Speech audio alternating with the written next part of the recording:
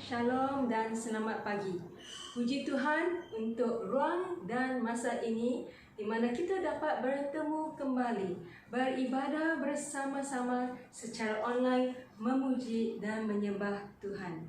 Saya percaya pada pagi ini setiap kalian akan disegarkan dan dikuatkan tubuh, jiwa dan roh lewat pujian dan penyembahan dan pendengaran firman Tuhan. Mari saya pimpin kita dalam doa pembukaan. Bapa kami yang di syurga, terima kasih atas pimpinan dan penyertaan-Mu dalam hidup kami sepanjang minggu ini, memampukan kami melewati hari lepas hari dengan sukacita dan damai daripada Tuhan. Kiranya Tuhan menyertai dan bertakhta di sepanjang ibadah raya Ahad pagi ini. Nama-Mu ditinggikan, Nama-Mu dimuliakan. Kami taklukkan hati dan fikiran kami dalam Yesus Kristus dan mengizinkan Roh Kudus untuk bebas berperkara dan bekerja dalam hati kami, menuntun kami ke dalam kebenaran-Mu, agar setiap kami terus bertumbuh kuat, sihat dan teguh dalam iman percaya kami. Kami berdoa semua ini hanya dalam nama Tuhan Yesus. Yang percaya katakan, Amin. Haleluya. Selamat pagi kepada kita semua, jemaat SIB Port Dickson. Hari ini mari kita memuliakan Tuhan kita. Kita bersyukur sebab Dia sentiasa menjaga kita, memelihara kita pada hari ini. Kasih-Nya begitu indah dalam kehidupan kita. Amin. Haleluya.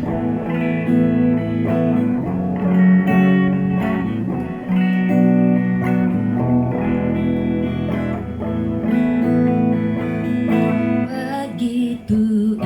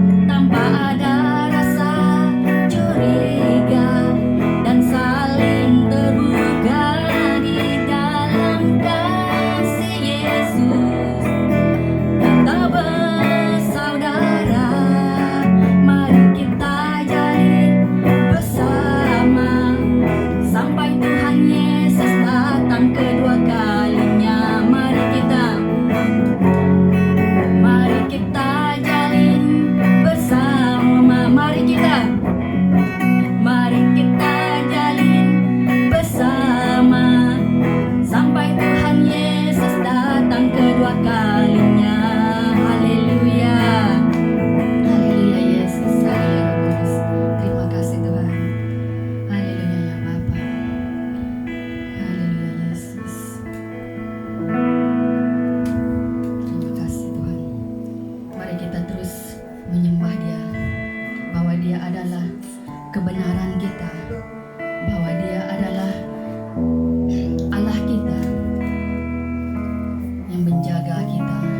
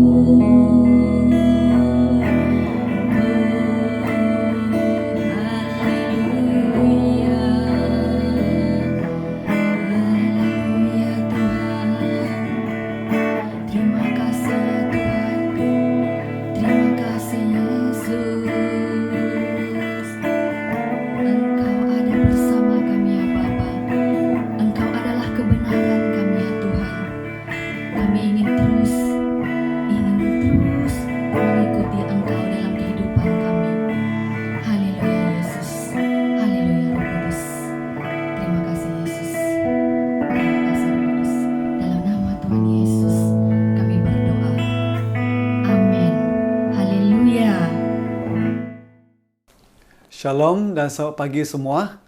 Puji Tuhan kita dapat bersama pada pagi hari ini dalam ibadah online. Dan mari kita bersama-sama mendengar firman Tuhan. Kita dalam kitab bersiri kita dalam Roma. Minggu lalu kita belajar pasal 8. Minggu ini kita akan belajar pasal yang ke-9. Ayat 1 hingga ayat yang ke-33. Mari kita lihat dalam Roma pasal 9 ayat pertama hingga ayat yang ke-33. Kita akan lihat di sini mengenai pilihan atas Israel. Mari kita membuka Alkitab Anda. Kita akan membaca bersama-sama dalam Roma pasal 9 ayat pertama hingga ayat yang ke-33. Pilihan atas Israel. Aku mengatakan kebenaran dalam Kristus. Aku tidak berdusta. Suara hatiku turut bersaksi dalam Roh Kudus bahwa aku sangat berduka cita dan selalu bersedih hati. Bahkan aku mau terkutuk dan terpisah dari Kristus demi saudara-saudaraku, kaum sebangsaku secara jasmani. Sebab mereka adalah orang Israel. Mereka telah diangkat menjadi anak, dan mereka telah menerima kemuliaan dan perjanjian-perjanjian, dan hukum Taurat, dan ibadah, dan janji-janji. Mereka adalah keturunan bapak leluhur yang menurunkan Mesias dalam keadaannya sebagai manusia yang ada di atas segala sesuatu. Ia adalah Allah yang harus dipuji sampai selama-lamanya. Amin. Akan tetapi firman Allah tidak mungkin gagal, sebab tidak semua orang yang berasal dari Israel adalah orang Israel. Dan juga tidak semua yang terhitung keturunan Abraham adalah anak Abraham. Tetapi yang berasal dari Ishak yang akan disebut keturunanmu. Artinya bukan anak-anak menurut daging adalah anak-anak Allah, tetapi anak-anak perjanjian yang disebut keturunan yang benar. Sebab firman ini mengandung janji. Pada waktu seperti inilah aku akan datang, dan Sarah akan mempunyai seorang anak laki-laki. Tetapi bukan hanya itu saja. Lebih terang lagi ialah Ribka yang mengandung dari satu orang, yaitu dari Ishak, bapa leluhur kita. Sebab waktu anak-anak itu belum dilahirkan dan belum melakukan yang baik atau yang jahat, supaya rencana Allah tentang pemilihannya diteguhkan bukan berdasarkan perbuatan, tetapi berdasarkan panggilan. Dikatakan kepada Ribka, anak yang tua akan menjadi hamba kepada yang muda. Seperti ada tertulis, aku mengasihi Yakub tetapi membenci Esau. Sebab ia berfirman kepada Musa, aku akan menaruh belas kasihan kepada siapa aku mau menaruh belas kasihan. Dan aku akan bermurah hati kepada siapa aku mau bermurah hati. Jika hal itu tidak tergantung pada kehendak orang atau usaha orang, tetapi kepada kemurahan hati Allah. Sebab kitab suci berkata kepada Firaun, itulah sebabnya aku membangkitkan engkau, yaitu supaya aku memperlihatkan kuasaku di dalam engkau, dan supaya namaku dimasyhurkan di seluruh bumi. Jadi, ia menaruh belas kasihan kepada siapa yang dikehendakinya, dan ia menegarkan hati siapa yang dikehendakinya. Sekarang kamu akan berkata kepadaku, jika demikian apa lagi yang masih disalahkan? Sebab siapa yang menantang kehendaknya? Siapakah kamu, hai manusia? Maka kamu membantah Allah. Dapatkah yang dibentuk berkata kepada yang membentuknya, mengapakah engkau membentuk aku demikian? Apakah tukang periuk tidak mempunyai hak atas tanah liatnya untuk membuat dari gumpal yang sama suatu benda untuk dipakai guna tujuan yang mulia, dan suatu benda lain untuk dipakai guna tujuan yang biasa? Jadi, kalau untuk menunjukkan murkanya dan menyatakan kuasanya, Allah menaruh kesabaran yang besar terhadap benda-benda kemurkaannya yang telah disiapkan untuk kebinasaan, justru untuk menyatakan kekayaan kemuliaannya atas benda-benda belas kasihannya yang telah dipersiapkannya untuk kemuliaan. Yaitu kita yang telah dipanggilnya bukan hanya di antara orang Yahudi, tetapi juga dari antara bangsa-bangsa lain. Seperti yang difirmankannya juga dalam kitab Nabi Hosea, Yang bukan umatku akan kusebut umatku. Dan yang bukan kekasih, kekasih. Dan di tempat di mana akan dikatakan kepada mereka, kamu ini bukanlah umatku, di sana akan dikatakan kepada mereka, anak-anak Allah yang hidup. Dan Yesaya berseru tentang Israel. Sekalipun jumlah anak Israel seperti pasir di laut, namun hanya sisanya akan diselamatkan. Sebab apa yang telah difirmankannya akan dilakukan Tuhan di atas bumi, sempurna dan segera.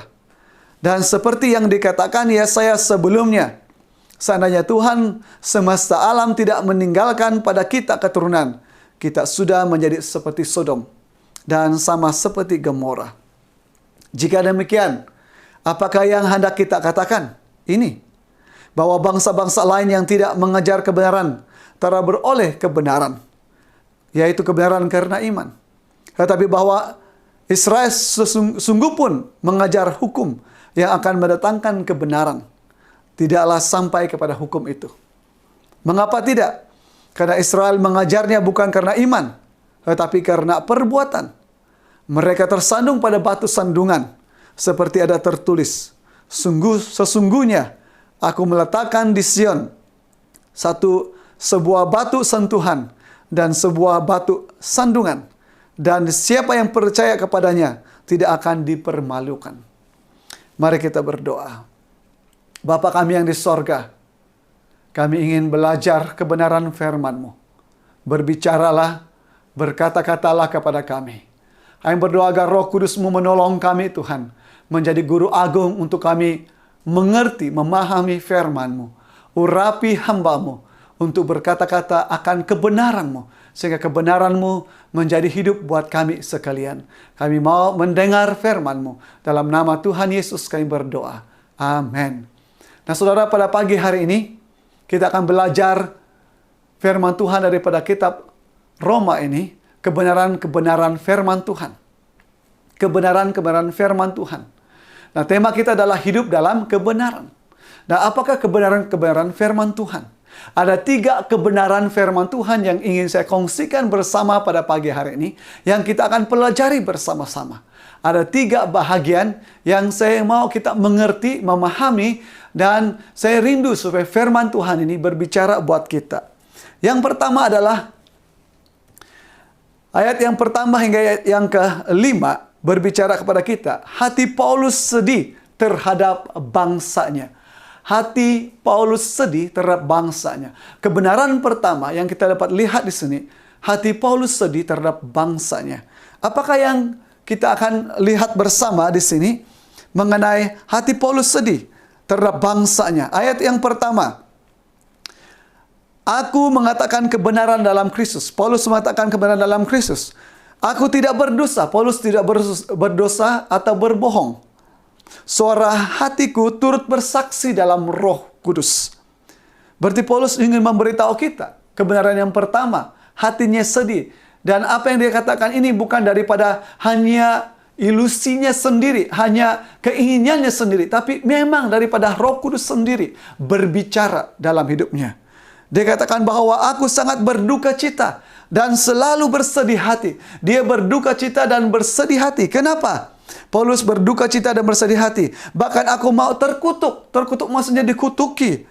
Dan terpisah dari Kristus. Mau terpisah daripada Tuhan kita. Demi saudara-saudaraku. Siapa saudara-saudara Paulus? Kaum sebangsaku secara jasmani. Yaitu orang Israel sendiri. Dari bahagian ini, Paulus memberitahu kita kebenaran yang pertama, hatinya sedih karena dia merasa betapa orang sebangsanya itu, tentang orang sebangsanya, orang Israel sendiri.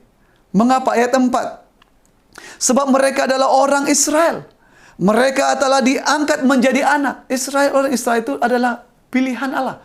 Allah yang memilih bangsa ini daripada bangsa-bangsa di bumi. Dia mengangkat bangsa ini, menjadikan mereka Israel, menjadi Israel. Mereka telah diangkat menjadi anak Allah, dan mereka telah menerima kemuliaan dan perjanjian-perjanjian dan hukum Taurat dan ibadah dan janji-janji. Ini yang Paulus merasa sedih, karena bangsa ini adalah bangsa yang Tuhan angkat sendiri menjadi anaknya. Mereka ini adalah yang menerima kemuliaan Allah. Mereka inilah yang menerima perjanjian-perjanjian Allah. Seperti Tuhan berjanji kepada Abraham, engkau adalah bapa segala bangsa. Melalui engkaulah setiap bangsa, melalui engkaulah setiap bangsa akan diberkati. Tuhan punya janji kepada mereka. Ayat yang kelima, kita lihat di sana. Mereka adalah keturunan bapa leluhur yang menurunkan Mesias dalam keadaannya sebagai manusia. Mereka adalah bapa leluhur kita. Melalui keturunan Daud sampai seterusnya, lahirlah Yesus melalui keturunan bangsa Israel. Yang ada di atas segala sesuatu, Ia adalah Allah yang harus dipuji sampai selama-lamanya. Amin. Jadi Paulus memberitahu kita, hatinya sedih terhadap bangsanya. Karena bangsa ini adalah bangsa yang telah Tuhan angkat daripada satu bangsa supaya menjadi bangsa Israel. Kita tahu ceritanya dalam perjanjian lama. Dan Allah mengangkat mereka menjadi anaknya sendiri. Allah menyatakan kemuliaannya kepada mereka. Allah menyatakan kuasanya kepada mereka. Allah menunjukkan kepada mereka kekuasaan, kedaulatannya, kemuliaannya di tengah-tengah mereka. Sehingga bangsa-bangsa lain kagum, bangsa-bangsa lain menghormati bangsa ini. Karena Allah mereka, yaitu Allah yang mereka sembah, ada bersama mereka. Tapi Tuhan mengatakan, Paulus di sini mengatakan hati kesedih. Karena bangsa ini walaupun melahirkan Tuhan Yesus sebagai Tuhan dan Juru Selamat, bangsa ini telah menolak Dia. Tidak menerima Dia sebagai Tuhan dan Juru Selamat bagi mereka. Karena bagi orang Israel, Tuhan itu adalah seorang yang akan menjadi raja secara fisikal di Israel bagi mereka. Yang menjadi raja selama-lamanya, yang memerintah bersama-sama mereka, yang duduk bersama-sama mereka. Inilah kerinduan mereka.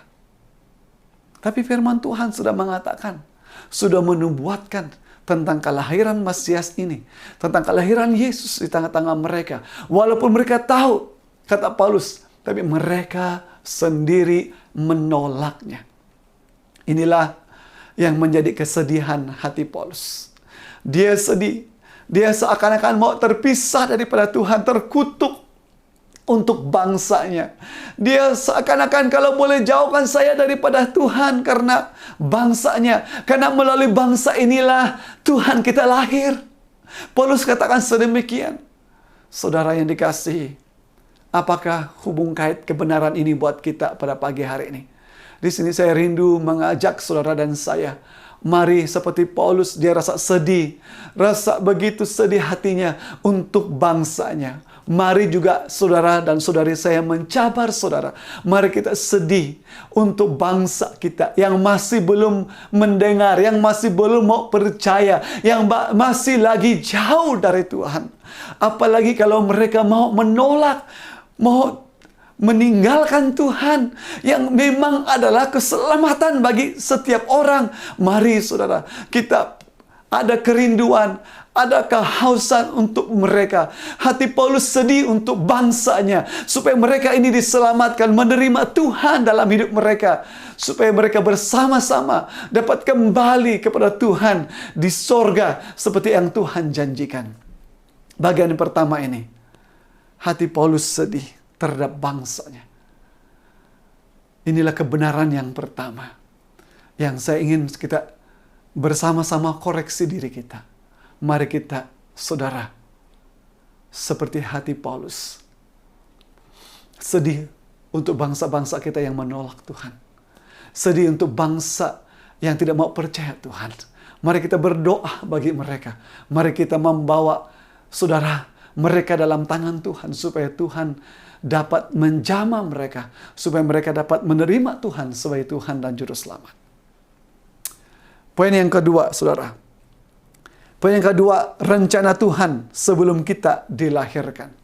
Rencana Tuhan sebelum kita dilahirkan. Ayat 6 hingga ayat yang ke-23.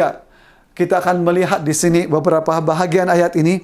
Saya tidak membaca keseluruhannya, tapi saya akan memberitahu kita bahwa Tuhan, firman Tuhan di sini, kebenaran di sini mengajar kita bahwa Tuhan punya rencana sebelum kita dilahirkan. Ada rencana Tuhan. Tuhan sudah ada rencana buat kita. Dalam bahagian ini kita dapat lihat, saudara, ayat yang ke-6 hingga ayat yang ke-23.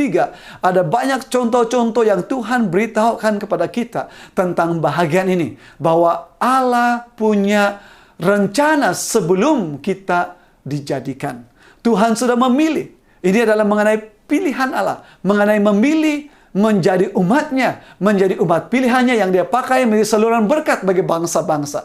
Tuhan punya tujuan untuk hal ini. Jadi itulah rencana Tuhan buat kita. Ayat 6, akan tetapi firman Allah tidak mungkin gagal. Sebab tidak semua orang yang berasal dari Israel adalah orang Israel. Tidak semua orang Israel adalah orang Israel. Dan juga tidak semua yang terhitung keturunan Abraham adalah anak Abraham. Tetapi yang berasal dari Ishak yang akan disebut keturunanmu. Apa yang kita lihat di sini? Karena Abraham, kalau kita lihat di sana, di awalnya Abraham tidak ada anak. Dan Tuhan berkatakan, aku berjanji engkau akan punya anak seperti bintang di langit dan pasir di laut dari keturunanmu sendiri. Tapi pada waktu melewati beberapa tahun, mereka tidak ada anak. Maka Sarah istrinya suruh Abraham mendekati hambanya, yaitu Hagar, supaya mereka punya keturunan. Dan sekali lagi, selepas 13 tahun, Tuhan berfirman lagi pada Abraham. Setelah pas anak, yaitu Ismail, umurnya 13 tahun. Tuhan berfirman kepada Abraham, bukan dia yang menjadi pewaris engkau, tetapi yang menjadi waris adalah anakmu sendiri daripada istrimu Sarah. Saudara, janji Tuhan itu benar terjadi. Dan juga tidak semua yang terhitung dari keturunan Abraham adalah anak Abraham, tetapi yang berasal dari Ishak yang akan disebut keturunanmu. Kita lihat di sini penjelasan seterusnya. Artinya, bukan anak-anak menurut daging, adalah anak-anak Allah, bukan menurut daging yang menjadi anak-anak Allah, tetapi anak-anak perjanjian yang disebut keturunan yang benar. Yang menjadi anak-anak Allah adalah anak-anak yang menurut perjanjian, yang dimana Allah terjanjikan. Tapi yang bukan menjadi anak-anak Allah. Kalau kita lihat di sini, sebab firman ini mengandung janji.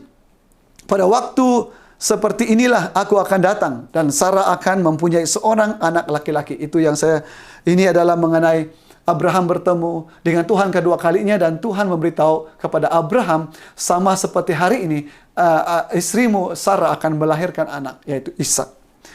Nah, tetapi bukan hanya itu saja. Lebih terang lagi ialah Ribka, yang mengandung dari satu orang, yaitu dari Ishak, bapak leluhur kita. Sebab waktu anak-anak itu belum dilahirkan dan belum melakukan yang baik atau yang jahat, supaya rencana Allah tentang pemilihannya diteguhkan bukan berdasarkan perbuatan, tetapi berdasarkan panggilan. Sekali lagi firman Tuhan katakan di sini, bukan berdasarkan perbuatan, tapi berdasarkan panggilan. Contohnya kita lihat di sana. Dikatakan kepada Ribka, anak yang tua akan menjadi hamba. Menjadi hamba anak yang muda. Seperti ada yang tertulis, aku mengasihi Yakub, tetapi membenci Esau. Dan kita lihat di sini, sebelum Yakub dan Esau lahir, dari kandungan lagi, Tuhan sudah berfirman bahwa yang muda akan menjadi tuan kepada yang tua. Tuhan punya panggilan untuk mereka. Mengapa? Karena Tuhan punya tujuan, rencana, yaitu panggilannya untuk saudara dan saya. Inilah rencana Tuhan yang kita tidak ketahui, tapi itulah rencana Tuhan buat kita. Nah, ayat 14. Jika demikian, apakah yang hendak kita katakan? Apakah Allah tidak adil? Mustahil. Sebab ia telah berfirman kepada Musa, aku menaruh belas kasihan kepada siapa aku mau menaruh belas kasihan, dan aku akan bermurah hati kepada siapa aku mau bermurah hati. Inilah Tuhan kita. Dia mau menaruh belas kasihan kepada siapa yang dia mau berbelas kasihan, dan bermurah hati kepada siapa yang dia mau bermurah hati. Jadi hal itu tidak akan tergantung kepada kehendak orang atau usaha orang, tetapi kepada kemurahan hati Allah. Bukan karena apa usaha kita atau perbuatan kita di sini tentang panggilan Allah. Tapi ia adalah karena kemurahan Allah, hati Allah saja. Hal ini berlaku. Sebab ayat 17, kitab suci berkata kepada Firaun, itulah sebabnya aku membangkitkan engkau, yaitu supaya aku memperlihatkan kuasaku di dalam engkau, dan supaya namaku dimasyhurkan di bumi. Jadi ia menaruh belas kasihan kepada siapa yang dikehendakinya, dan ia menegarkan hati siapa yang dikehendakinya. Sekarang kamu akan berkata kepadaku, jika demikian apalagi yang masih disalahkan? Sebab siapa yang menentang kehendaknya? Siapakah kamu, hai manusia? Maka kamu membantah Allah. Dapatkah yang membentuk berkata kepada yang membentuknya, mengapa engkau membentuk aku demikian? Apakah tukang periuk tidak mempunyai hak atas tanah liatnya untuk membuat dari gumpal yang sama satu benda untuk dipakai guna tujuan yang mulia, dan satu benda bagi benda lain untuk dipakai guna tujuan yang biasa. Jadi kalau untuk menunjukkan kemurkaannya dan menyatakan kuasanya, Allah menaruh kesabaran yang besar terhadap benda-benda kemurkaannya yang telah disiapkan untuk kebinasaan, justru untuk menyatakan kekayaan kemuliaannya atas benda-benda belas kasihannya yang telah disiapkannya untuk kemuliaannya. Nah saudara, dalam bahagian ini, dalam ayat 6 hingga ayat 23, rencana Tuhan sebelum kita dilahirkan. Tuhan sudah ada pilihan, Tuhan sudah memanggil orang tertentu untuk tujuannya, untuk rencana Tuhan. Dan tidak ada seorang pun yang dapat mengubah kehendak dan tujuan Tuhan. Dan inilah tujuan Tuhan. Yang kalau kita melihat di sini daripada contoh daripada bangsa Israel ini, Tuhan memberitahu di sini kepada kita bahwa Dia memilih Yakub dan bukan Esau karena tujuannya, ada tujuan Tuhan, panggilan Tuhan. Adakah mengapa begitu? Karena ada tujuan Tuhan, panggilan Tuhan buat Yakub. Tuhan mau memanggil dia menjadi bangsa-bangsa, dia akan dipanggil Israel. Dan daripada situlah keluar menjadi 12 suku Israel. Dan inilah dipanggil bangsa-bangsa Israel. Nah saudara, Tuhan punya tujuan. Tuhan punya kehendak. Dan kehendak Tuhan itu tidak dapat dilawan oleh sesiapa. Karena Tuhan punya tujuan dalam kehidupan setiap orang. Dan saya rindu supaya setiap kita tahu, memahami bahwa Tuhan punya tujuan, rencana dalam kehidupan kita yang sempurna, yang indah, yang tidak dapat dibatalkan oleh sesiapa. Kita tidak dapat mengatakan Tuhan mengapa demikian, karena Tuhan punya tujuan, rencananya yang sudah ditetapkannya dari semula buat setiap kita.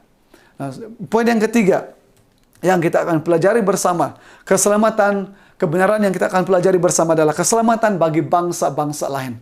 Nah, kita akan lihat di sini keselamatan bagi bangsa-bangsa lain, ayat yang ke-24 hingga ayat yang ke-33, di mana bahagian ini berbicara kepada kita tentang bangsa-bangsa lain mendapat keselamatan setelah bangsa Israel menolak Tuhan Yesus sebagai Tuhan dan Juru Selamat, sebagai Raja bagi mereka.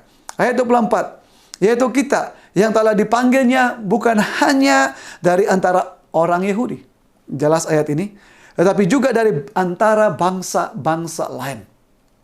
Menunjukkan kepada orang-orang yang bukan orang Yahudi. Keselamatan itu bukan hanya untuk orang Israel, tapi Tuhan juga mengatakan Dia menyediakannya juga bagi bangsa-bangsa yang lain. Seperti yang difirmankannya juga dalam kitab Nabi Hosea, yang bukan umatku akan kusebut umatku, dan yang bukan kekasih, kekasih. Di tempat di mana akan dikatakan kepada mereka, kamu ini bukanlah umatku, di sana akan dikatakan kepada mereka, anak-anak Allah yang hidup. Dan Yesaya berseru tentang Israel, sekalipun jumlah anak Israel seperti pasir di laut, namun hanya sisanya akan diselamatkan. Ini mengenai berbicara, walaupun Tuhan katakan bangsa Israel seperti bintang di langit dan seperti pasir di laut, tapi Tuhan katakan Dia hanya menyelamatkan mereka yang percaya kepadanya. Hanya sisanya yang akan diselamatkan. Ayat yang ke-28, sebab apa yang telah difirmankannya akan dilakukan Tuhan atas bumi, sempurna dan segera. Dan seperti yang dikatakan Yesaya sebelumnya, seandainya Tuhan semesta alam tidak meninggalkan pada kita keturunan, kita sudah menjadi seperti Sodom dan sama seperti Gomora. Ayat 30. Jika demikian, apakah yang hendak kita katakan? Ini, bahwa bangsa-bangsa lain yang tidak mengejar kebenaran telah beroleh kebenaran, yaitu kebenaran karena iman. Paulus menjelaskan bahwa bangsa lain, bagaimana ia dibenarkan. Mereka dibenarkan bukan karena mentaati hukum Taurat.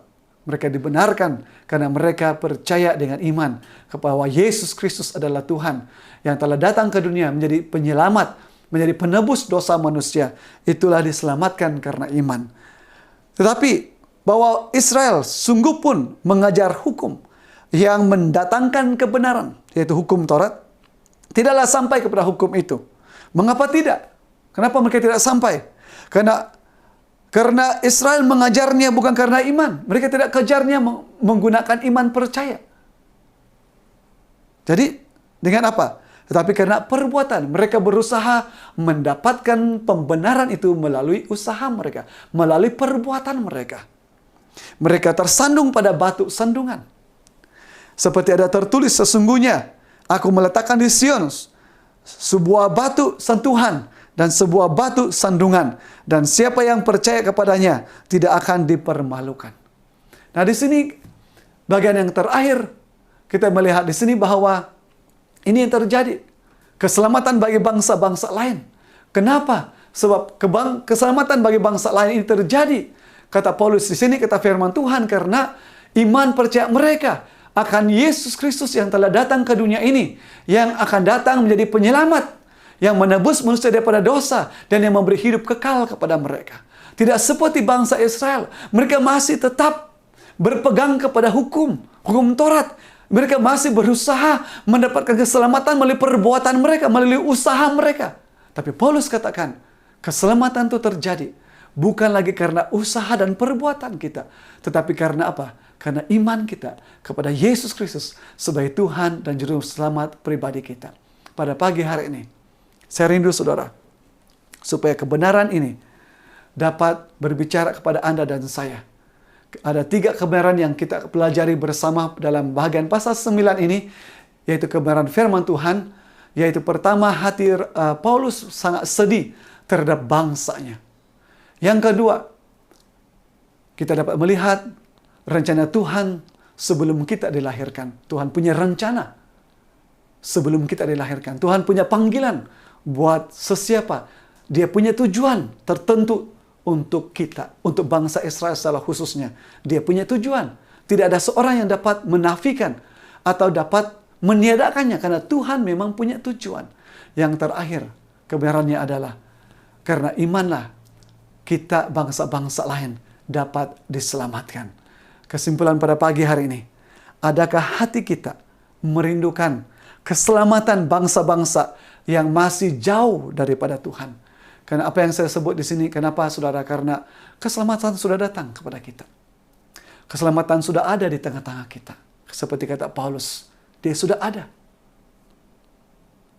Bukan karena perbuatan, bukan karena usaha kita keselamatan itu diterima, tapi karena kita percaya kepada Dia yang telah datang menjadi juru selamat, Masias buat kita. Dia telah menanggung penderitaan, hukuman atas dosa kita. Dia mati di kayu salib dan bangkit pada hari ketiga, supaya setiap orang yang percaya kepadanya tidak binasa, tetapi beroleh hidup yang kekal. Saya berdoa supaya kita punya kerinduan yang sama,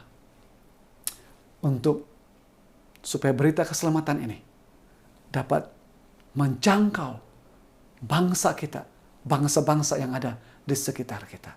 Mari kita berdoa.